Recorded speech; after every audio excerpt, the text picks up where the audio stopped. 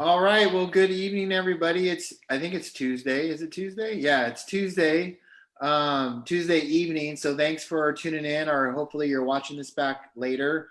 I'm Monta Knudsen. I'm the executive director over here at Bridges to Change, and super excited tonight just to have a quick conversation around Measure 110, and talk about why this measure is so important, not only for our state, but more specifically, our communities that are impacted by addiction, and even more specifically, our Black and Brown communities that are impacted by drug arrest disproportionately.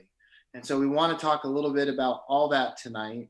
But before I go on and kind of give my overview of why Bridges to Change supports Measure 110, if we can just do a quick introduction to our guest on tonight so you know who's here with us. We'll start with Richard. Good evening, everybody. My name's Richard Harris. My background is in social services and housing. I worked at Central City Concern for 29 years, and then 4 years as the Director of Addictions and Mental Health for the state of Oregon, and retired a second time. And now I am volunteer working on Measure 110. All right. Well, thank you for all the years that you've served this state in terms of helping our houselessness crisis and addiction services. Let's go to Hubert. Yeah, hello. My name is Hubert Matthews, and I currently work for Central City Concern as a drug and alcohol counselor, as a peer support specialist, and a qualified mental health associate. I'm also an outreach worker within the community, specifically lately the African American community around Dawson Park and through Old Town, specifically trying to bring services to people of color. I also have a lot of experience with the criminal justice system, with experience with being a former addict who has recovered. And when I was in my active addiction, I'd been arrested several times, and experienced the disproportionate treatment of being arrested over and over again and not getting treatment.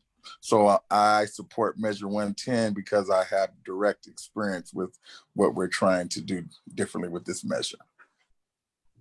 Thank you, Hubert, and thanks for joining us tonight. Thank you. Janie and your fly. Hopefully that fly is going to stay far away from me if it wants to live. Yeah. Hi, everyone. I'm Janie Gullickson. I am the Executive Director of the Mental Health and Addiction Association of Oregon. We're a peer-run organization providing peer support and recovery mentor services, training for peer support recovery mentors, and technical assistance, really around all things peer services. I am a person in long-term recovery, and also I'm a peer support specialist, have been one. I don't do it as often anymore, but certainly, and still the work is very near and dear to me as leading a peer recovery organization. And I'm also a co-petitioner of the ballot measure 110. That's awesome. You know, when for Bridges, just for folks that might not know, we're a peer-run organization like Janie, and actually between Janie and I, we're the two largest peer-run organizations in the state.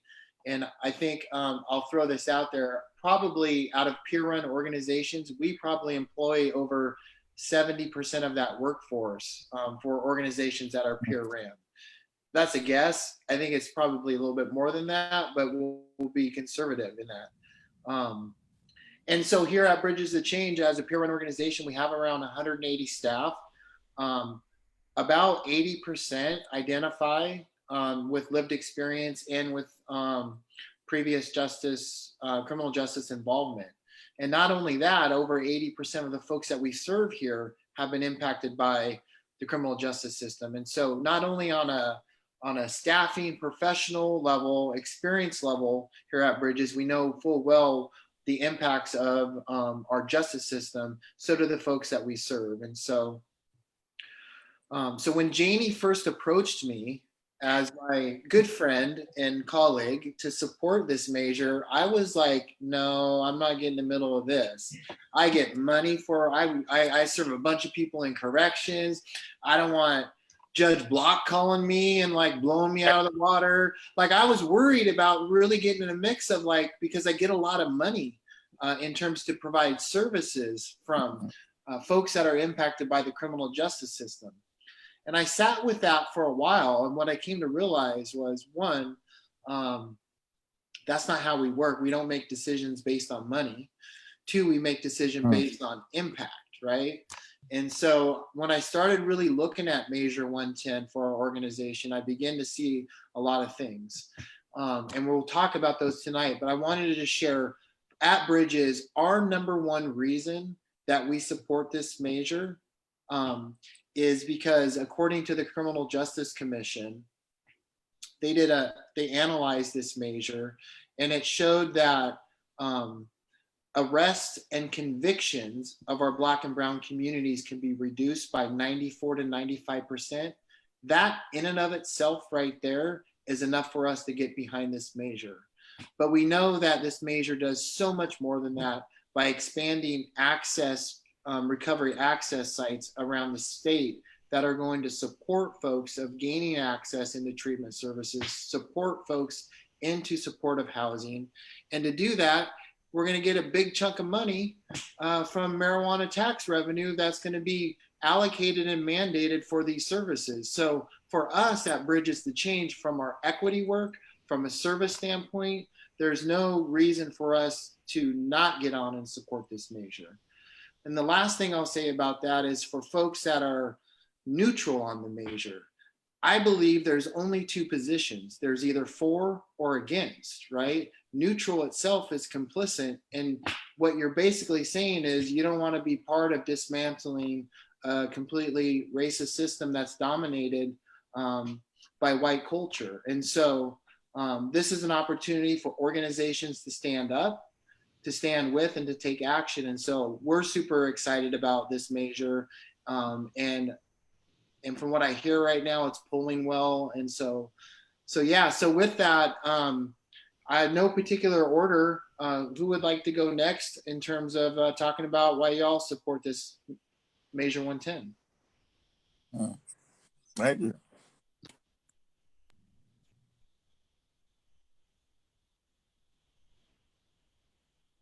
Interesting.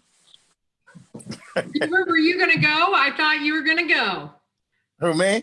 Yeah. I thought, well, okay, I guess I will go. So, like, being a African American man in the state of Oregon and having experienced the criminal justice system like I did when I was in my addiction. And, I spent many years going in and out of the system, and it wasn't working to get me clean, right? To be honest with you, to be blunt with, going to jail was not a deterrent for me to get clean. I was never afraid to go to jail. I didn't want to go because I knew I had to take, it was more like a timeout for me. But it wasn't something I said, if I got out, I better not do that again because I'm gonna go back to jail. Jail was kind of like a place where I could go rest up, if I've been ripping and running forever, and then what would happen in Portland is that I would go to jail, they would take me downtown to the Justice Center, and I would, spend some time, then they'd let me right back out, usually at midnight or 10 p.m., and I'd walk right down to Old Town and go right back into the same stuff I've been doing all along, and sometimes get rearrested again that night because the police officer would know me. And then they let things matter. Then they had this thing called the drug-free zone that was created that made me like a criminal trespasser in my own community. So on site, the police could just run up on me and search me and automatically send me to jail with the same charges over and over again. And so imagine years and years of that, tacking on years and years of cases and charges that I just now was able to get expunged. It caused me not to be able to get housed, or jobs, or to do anything. And then I just got caught up, and I just felt like I was just hopeless, you know? So, you know, we know for a fact historically that arrest does not stop addiction. It does not. It just causes more. It's like throwing fuel on the fire. You know, that's what it's like. So with this measure, I can see to where it would take that teeth out of that, and just, you know, a fine, and the person could probably be given some kind of treatment to be able to steer themselves onto a path and not be getting more harm by being arrested over and over again. So that's why, you know, my lived experience, and I heard this measure and I said, well, this is a good measure. Let me support it because I've experienced it. And I really think that this is the start, you know, this is the start in a good direction to change some of the systems that's been in place for years, you know, and that's why I support this measure. Thank you. Thank you, Hubert. Jamie, why don't you go first? Sure, thanks. Yeah, there's a few angles at which I support this measure. One, as personally, just as a person who went through 22 years of active addiction, starting as a preteen, as a mother of 5 by the time I was 23, and didn't know how to get help. In the moment when I had a bad night or some consequences of my using hit me hard, when I reached out, there was no help to be had. There were waiting lists or confusing systems to navigate. And then, you know, towards that end of, in that last decade of my addiction, I just became part of that revolving door, emergency departments, county jails, getting told I needed treatment, but not getting access, not getting support or knowing where to go, what to do.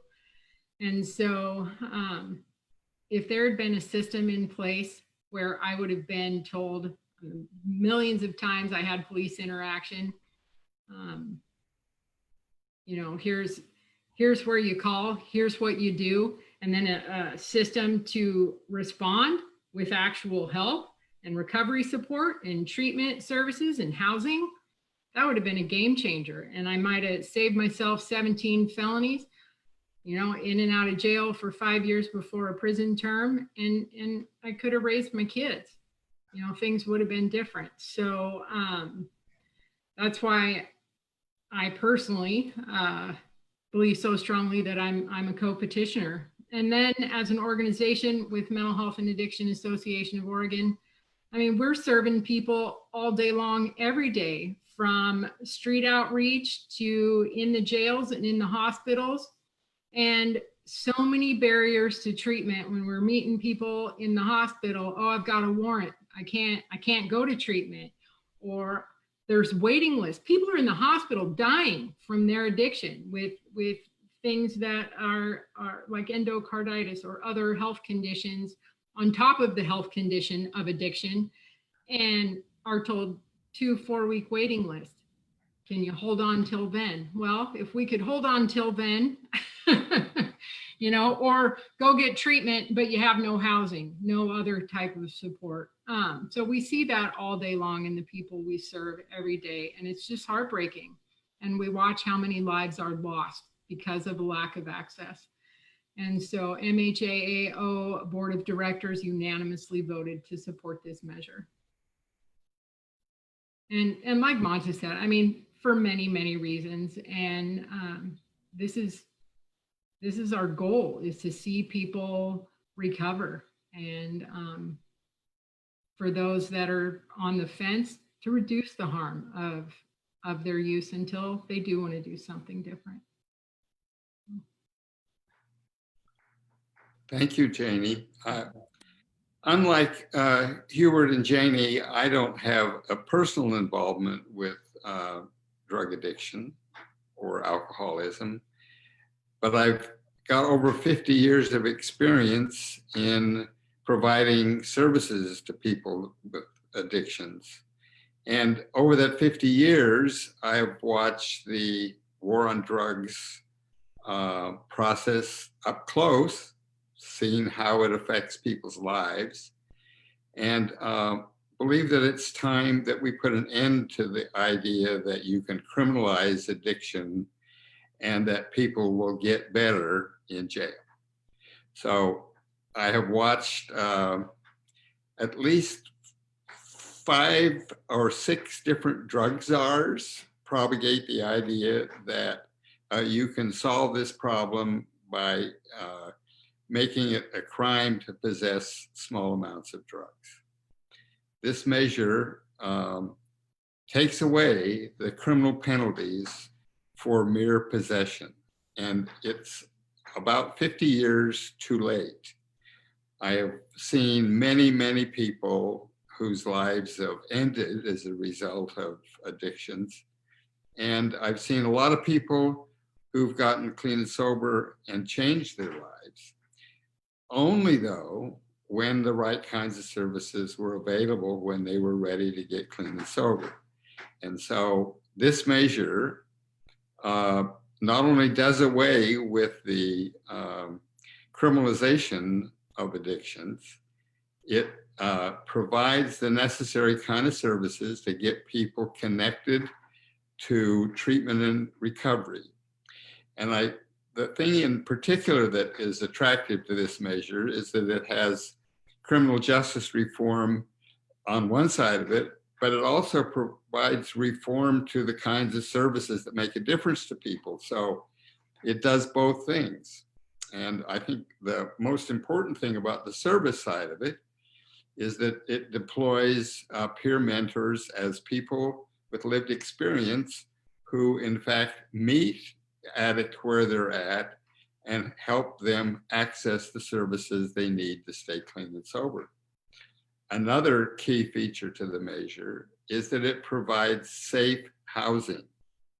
One of the things that was become so obvious in my years at Central City Concern was that you had people who were chronically addicted to drugs and alcohol, and without housing, they just are in a revolving door.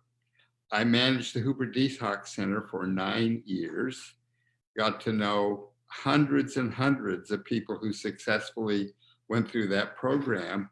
But detox is a minute period of time in an addict's life. Recovery is miles and years long. We've always taken a very short approach to this, and we haven't thought about what it really takes for people to be successful in their recovery. And some of those things are pretty obvious. You need a community of supportive people that are with you, and you need a safe place to live. Now, treatment is important, but treatment is only a portion of time. Recovery is a lifetime. And unless you build a system that does that, you're not going to be very successful. So jail or probation, because you have been arrested and convicted of possession, is not treatment. It is disruption in your life. It causes everyone to have difficulty with housing, finding housing, landlord that would rent you a good record. It provides not health services, not for your health. What it does is it takes away those things and makes sure that recovery much more difficult. So when Measure 110 came along, it seemed to me it was time to stop criminalizing people who have addiction issues and provide health-based services for those individuals. So I am convinced that this measure will be the first in the country to do this. Other places, and even Oregon, has reduced penalties for possession from felonies down to misdemeanors but even a misdemeanor conviction is a serious disruption to your life. And it doesn't provide the level of healthcare and treatment that recovery services do. So I think this measure's spot on, and it does a lot of other things. And I think it would be important, if you're thinking about voting about this, to inform yourself a little bit about what's in the measure. And if you have any questions about what kinds of services are available that aren't currently available now, I would be glad to address that, because the thing I've been focused on is how we implement this measure once it's successful. And so I'm pretty familiar with the services that will be provided. Yeah, thank you everybody for your overview. And I was with listening to Richard talk, and you can just hear all the years of experience kind of flow out of him in just a nice, eloquent tone. And I remember, Janie, because when I was on the fence, you're like, will you meet with Richard Harris? I'm like, Richard Harris, like used to be the CEO of Central City. And I'm like, all right, for sure, I want to meet this guy. And I was like, okay, all right. You're right. I was just thinking when you were talking, Janie, about, I think I have like 24, 26 arrest cycles, 4 times in prison, all those releases from jail, 4 times releasing from prison, about 10 years incarcerated. And I remember the drug-free zones in the 90s. I think it was in the 90s, Hubert, yeah? That was Jackson and Foxworth were patrolling the streets back then, right? Right, that's right. I know those guys. Yeah.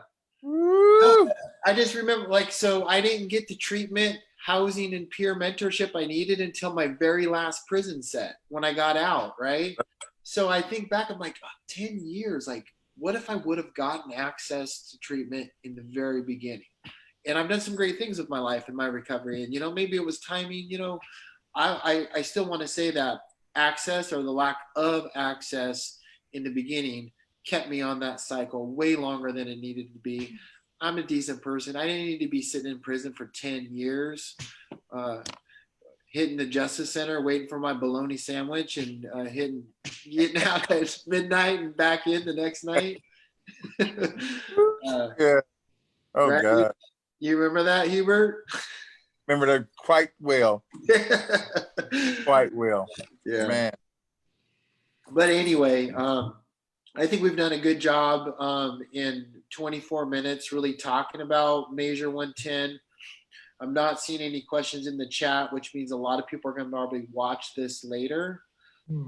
So just in our last couple of minutes, does anybody would like to say any last things about Measure 110? I know that voting's coming up. I would like to say, I hope everybody's registered to vote. And if not, you need to get that done. There's so many important things on the ballot this year. There is a question. Does this measure open funding for more treatment centers? You want me to take that, or you want to take that, Janie or Richard? Let me take it. I'll try to be brief. The measure demands that services be available everywhere in the state. And there are existing treatment programs that would be enhanced by this measure to focus on how to get people into recovery. So, but there are some places where services are virtually non-existent, and this would provide opportunities for organizations out there that have commitments to treatment and recovery to step up and be funded to do the services under this measure. Doesn't mean that they may not be doing it under other funding, but it does provide for the ability to fund new services.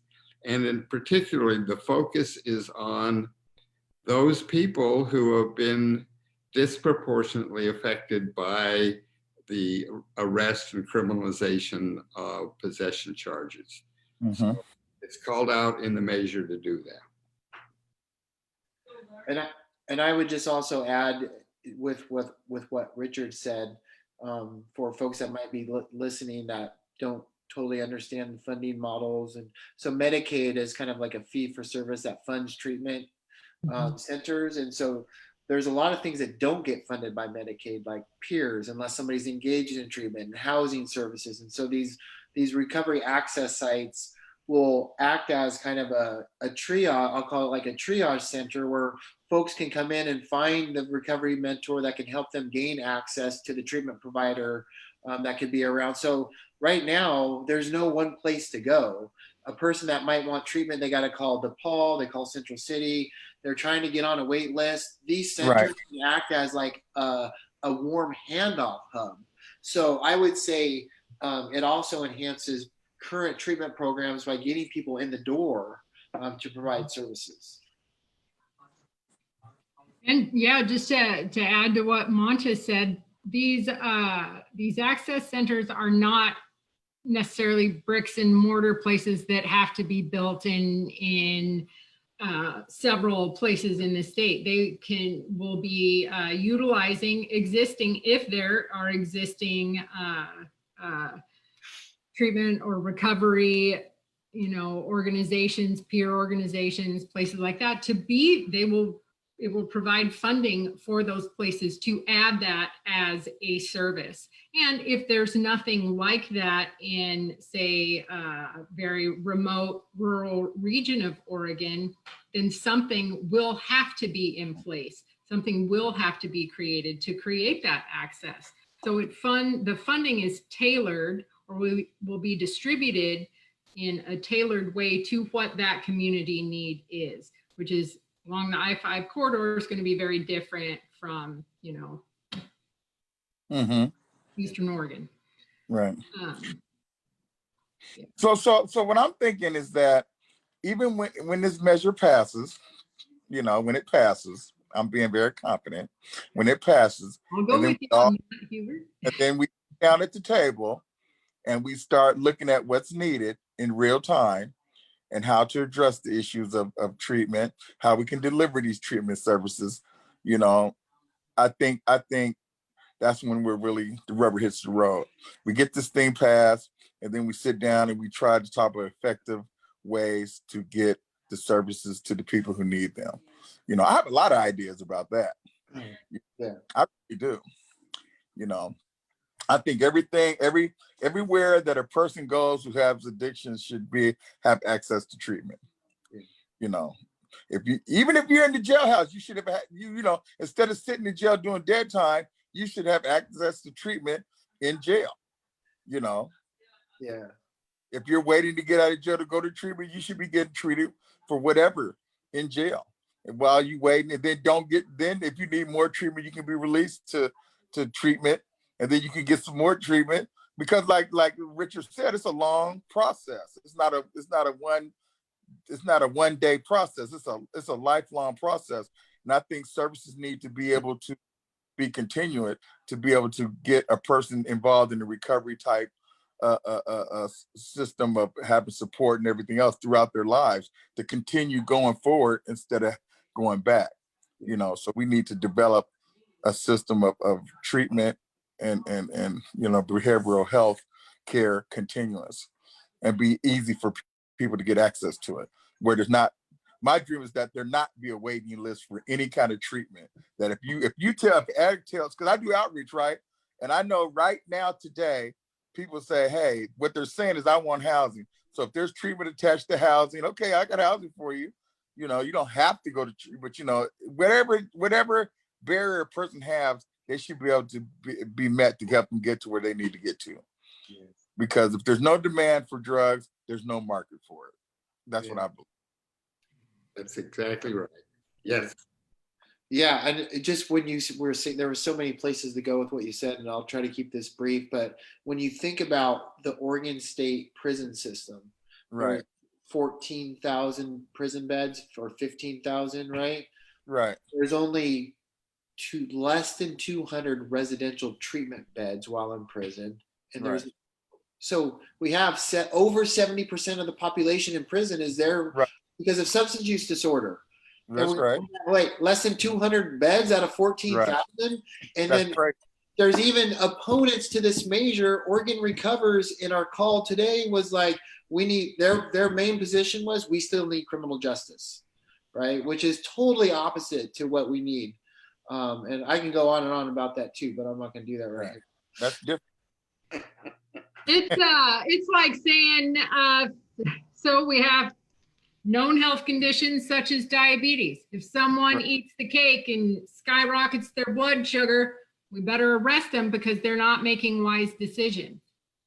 No, it's a healthcare approach. They're treated with dignity and respect and supported and given the healthcare they need in that moment. If they show up at the hospital, it's treatment on demand. They get services on demand. We need that sort of similar approach. And then it also destigmatizes Yes. it's a healthcare condition. Yeah. We need to approach it different than the old way we've been approaching it. We're in a new millennium. We need to preach it. We need to go different because the old ways aren't working. You know, I'm gonna say this. I work for Central City Concern, right? And the reason why I work for City Central Concern because I went to City Central Concern's treatment program. Then after I was able to get housed through CCC, and then I was able to be employed by CCC, and that's the system that works. That's why I'm here today. You know, I remember when I you know, and I was able to walk into treatment and say, hey, I want to get into treatment. I was able to get in. It was outpatient. I was able to get in and start getting treated, and it's got me on this road to where I am today. You know what I'm saying? And I'm gainfully employed by Central City Concern. I don't just have a job, I have a career today. And I was 47 years old when I decided to get clean. I wasn't young. And I was like, oh my God, what am I gonna do? I'm 47. I've got to go to entry level work. And how am I gonna get a health insurance, a retirement, and all those things, and a good wage to be able to live at 47 and take care of myself. And the system was in place that Richard and them put in place years before I got there that helped me to be able to get myself on the right track. Yeah. You know, so we know it works. We just need more systems like that. You know, we need recovery hospitals. I don't know what we do. We need a place where a person can go get detox, go right from detox right into to just treatment, and then right into to get live because you forget how to live when you're addicted to drugs. You forget. There's a lot going on. Trauma, you know, forgotten how to. Oh man, you just need systems in place that can help people get back into the mainstream of life because they're living under the radar. It's a lot that needs to be done. That's not talked about. Yeah. And then peer mentors to show you how to live. Yes, dude, peer mentorship is huge. It's huge. It would be huge. It would give people who's trying to get back into the workforce a chance to work to help other people pull themselves up and give them some. That's what I did for a long time. I was one of the first peer mentors in the state that got a clinical position. Yeah, that's great. Yeah, it's a cycle. You know, we give treatment and provide services, and then we hire everybody. That's what we do. Right. Keep it going. Yeah. I want to get this closed down. I want to thank you all for coming on. And I'll just say one last thing about this measure and why it's so important to get out there and vote for it. We're walking right into a very contentious budgeting cycle for this next biennium because COVID's really set everything back in this country, and our state is no different than that from that. So with the lack of reduced tax revenue, we don't know what services are going to look like. But what Measure 110 does is it mandates that marijuana tax money makes it to recovery services. Mm-hmm. And we need that. And so that is a good point. This measure wasn't thought of. COVID didn't happen, but we need this measure more than ever right now to make sure that it doesn't get chopped up, down at the state side. So thank everybody for coming on tonight, I appreciate your time. Thank you for Thanks having me. so much for making this All right. happen. Bye, bye, bye. Bye, Thank you. Bye.